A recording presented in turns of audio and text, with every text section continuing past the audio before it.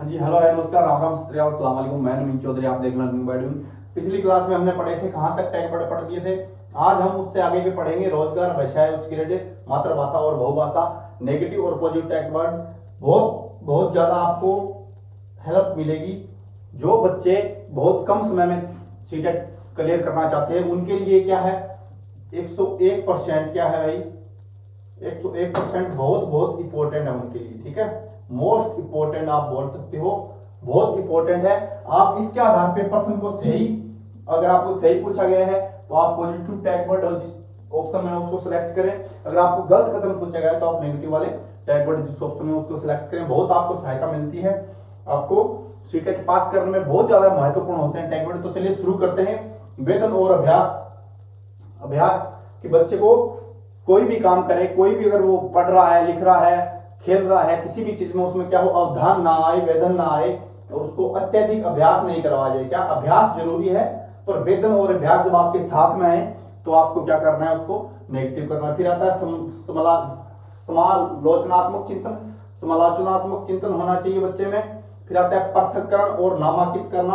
पृथक्करण का मतलब होता है अलग अलग करना। अगर एक क्लास में कुछ बच्चे क्या है, 20 बच्चे हैं टोटल, कितने बच्चे हैं, 20 बच्चे हैं, 20 बच्चे हैं, उनमें से 10 बच्चे आपके क्या है, इंटेलिजेंट है भाई, क्या है, होशियार है 10 बच्चे आपके, और 10 बच्चे क्या है, कमजोर है पढ़ने में। तो ऐसा नहीं कि उनको पृथक कर दिया जाए, उनका नामांकित कर दिया जाए, उन्हें बता दें कि ये 10 होशियार है, ये 10 क्या है, कमजोर है पढ़ने में। तो बच्चे में क्या होती है, नकारात्मक मानसिकता बन जाती है कि मुझे तो कुछ आता ही नहीं है, मेरे से ज्यादा होशियार ये है। और उनको अलग अलग डिवाइड में नहीं किया, जैसे अब स्कूल में होता है कि एक ये 10th ए है, 10th बी है, 10th सी है, 10th डी है। इस प्रकार से क्या हो, बच्चों का अलग अलग बंटवारा ना किया जाए, सभी को साथ रख में पढ़ाए। संसाधन, बच्चों को सीखने के लिए संपूर्ण संसाधन दिए जाए। क्या दिया जाए, संपूर्ण संसाधन, संपूर्ण संसाधन दिया जाए। बच्चों को क्या हो, किसी चीज की कमी महसूस ना हो, तो बच्चा क्या करेगा, अच्छे से सीख पाएगा। बच्चों को हतोत्साहित नहीं किया जाए, उन्हें क्या नहीं किया जाए, डीमोटिवेट नहीं किया जाए। क्या नहीं किया जाए, डीमोटिवेट नहीं किया जाए मेरे भाई, क्या डीमोटिवेट नहीं किया जाए। बच्चे में एक नकारात्मक शक्ति नहीं देनी चाहिए। अगर उसने गलती भी की है तो उस गलती को सुधारने का प्रयास, ऐसा नहीं कि उसे डांट दें, उसे ऐसा बोले कि तेरे को कुछ आता ही नहीं है, तू पढ़ ही नहीं सकता, तेरे से याद ही नहीं होते, तेरे से अच्छा ये है। एक दूसरे से कंपेयर ना करें, उसे डीमोटिवेट ना करें। बच्चे के साथ सहानुभूति ना जताएं। सहानुभूति होती है, एक को तो आप सेम एक क्वेश्चन दिया बच्चों को आपने, 2 बच्चों को तो आप गलत करने पे भी शाबाश शाबाश कह रहे हो, कोई बात नहीं। एक बच्चे को आप क्या कर रहे हो, उसको डांट रहे हो, धमका रहे हो, ललकार रहे हो। तो ऐसा क्या नहीं होना चाहिए, सहानुभूति नहीं होनी चाहिए, सभी के साथ समान व्यवहार होना चाहिए। कलन विधि नहीं होनी चाहिए मेरे भाई।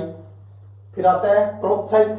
हतोत्साहित आपका नेगेटिव है, बच्चों को प्रोत्साहित करें। अगर किसी ने गलती भी कर दिया तो बच्चों को अच्छे से समझाएं, उसे मोटिवेट करें कि तू कर सकता है। एक तो होता है डीमोटिवेट, एक होता है मोटिवेट। डीमोटिवेट को क्या बोलेंगे भाई, हतोत्साहित करना, और प्रोत्साहित करना, मोटिवेट करना। तो बच्चों को क्या करें, मोटिवेट करें, उन्हें डीमोटिवेट ना करें। फिर तो होती है समानुभूति।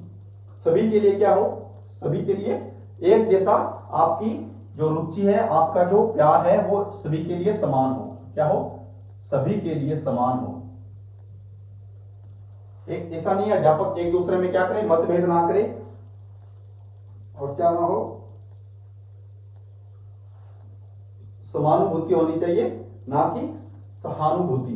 खोज और अधिगम पर चर्चा। बच्चे के सामने अगर कोई समस्या है तो बच्चों को खुद बोले कि आप इसका क्या करो भाई, आप खुद इसका समस्या समाधान करो, समस्या की खोज करो कि किस वजह से। अधिगम होना, बच्चे खुद करके सीखे। बच्चों को चर्चा करने के लिए क्या दिया जाना है, मौका दिया जाना चाहिए, अवसर दिया जाना चाहिए। बच्चा क्या कर सके, खुद करके सीखे। लर्निंग बाय डूइंग का मेथड होना चाहिए। फिर आता है आपका नेक्स्ट, असंदर्भित और संदर्भित। असंदर्भित नहीं होना चाहिए, संदर्भित होना चाहिए। असमानता, सभी में क्या होना चाहिए, समानता होनी चाहिए, सजा समता होनी चाहिए। किसी को आप 2 बच्चे हैं, क्लास में 10 बच्चे हैं, तो उनमें से किसी को आप ज्यादा प्राथमिकता देंगे, किसी को आप प्राथमिकता नहीं देंगे। एक बच्चा है, जैसे जेंडर बेस होता है अपना, जेंडर बेस। अगर टीचर क्वेश्चन कर रहा है, अगर एक लड़की ने अगर गलत भी बता दिया तो उसको प्यार से ट्रीट करना। एक लड़के ने अगर सही बता दिया है तो क्या करना, उसके साथ बदतमीजी से बातें करना, उसके साथ उसका अच्छा रिस्पॉन्स नहीं देना, उसे मोटिवेट नहीं करना। ये क्या होती है आपकी असमानता, सभी के साथ समान व्यवहार करना चाहिए, सभी के साथ क्या होनी चाहिए, समता होनी चाहिए। फिर आता है आपका योगात्मक आकलन। योगात्मक आकलन नहीं होना चाहिए। योगात्मक का होता है आपका परीक्षा, परीक्षा पाठ पूर्ण होने पर, पाठ पूर्ण होने पर जो आपका आकलन किया जाता है कि पूरा पाठ हो जाएगा, उसके बाद आपका क्या होगा, टेस्ट होगा। ऐसा नहीं होना चाहिए। जब पाठ आपका चल रहा है, कंटिन्यू है, उसके बीच बीच में बच्चों से क्या करना चाहिए, उनसे प्रश्न पूछने चाहिए, उनको पता चले कि मेरे को दोबारा पढ़ाना है या नहीं करना। ऐसा नहीं हो कि पूरा आपका क्या हो, समेटिव असेसमेंट हो, आपका क्या होना चाहिए, फॉर्मेटिव असेसमेंट होना चाहिए। ये आपका नेगेटिव वर्ड है, ये आपका क्या है, पॉजिटिव वर्ड। रचनात्मक आकलन होता है जो आपकी जो पाठ चल रहा है, कोई भी टॉपिक चल रहा है, उसके चलते चलते उसके बीच बीच में उससे प्रश्न पूछे जाते हैं, वो होता है रचनात्मक आकलन।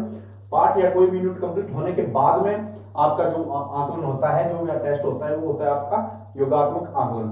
उपेक्षा, इग्नोर नहीं करना चाहिए बच्चे की किसी बात को। किसी भी बच्चे ने किसी भी प्रकार का क्वेश्चन दिया है तो उसको क्या करना चाहिए, संतोषपूर्ण जवाब देना चाहिए। ऐसा ना हो कि उसको इग्नोर कर दें कि कोई बात नहीं, ऐसे ऐसे ही बकरा है, ऐसे कर रहा है, तो ऐसा सिस्टम नहीं होना चाहिए। अवसर सभी बच्चों को देने चाहिए। अगर कोई कमजोर बच्चा है उसे भी समान अवसर दें, अगर कोई इंटेलिजेंट है उसको भी समान अवसर दें। संवेदनशील, टीचर का स्वभाव कैसा होना चाहिए, संवेदनशील होना चाहिए। ऐसा ना हो कि टीचर बात बात पे गुस्सा कर रहा है। ये थे कुछ इंपॉर्टेंट टैगवर्ड।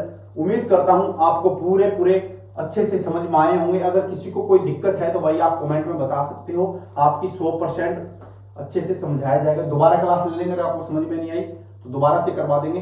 सभी को all the best, best of luck. अगर वीडियो अच्छी लगी हो तो लाइक शेयर सब्सक्राइब कर दीजिए, अपने दोस्तों के साथ शेयर कीजिए।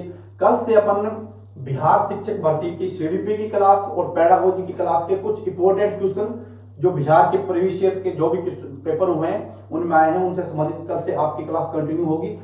तो आप बिहार शिक्षक भर्ती स्पेशल टीचर की तैयारी कर रहे हो तो आप हमारे साथ जुड़ सकते हैं। सभी को all the best, best of luck.